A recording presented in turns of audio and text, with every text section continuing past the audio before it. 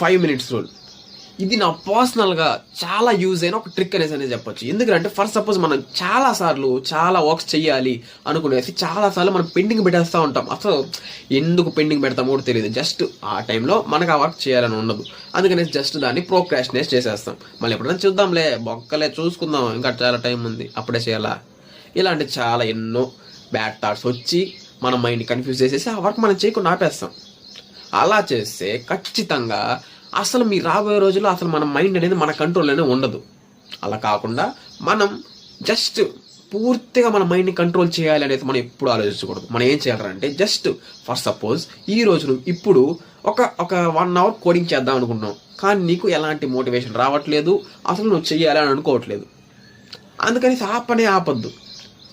Just ఆ laptop ఎత్తుకొని ముందర పెట్టుకునేసి అన్ని సెట్ చేసుకునేసి, నీకు ఏం కావాలి అన్ని సెట్ చేసుకునేసి, లేసే అవసరాలు లేకుండా సెట్ చేసుకునేసి జస్ట్ ఒక 5 minutes టైం రన్ చేసుకునేసి ఆ 5 minutes మాత్రమే వర్క్ చెయ్యి.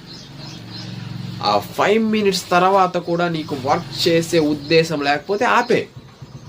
కానీ ట్రస్ట్ మీ, ఖచ్చితంగా ఈ 5 minutesలోనే మీరు ఆ వర్క్ని కంటిన్యూగా 1 hour కాదు, 2 hours కాదు, 3 hours వరకు చేసేంత మోటివేషన్ ఆ 5 minutesలోనే మీకు వస్తుంది.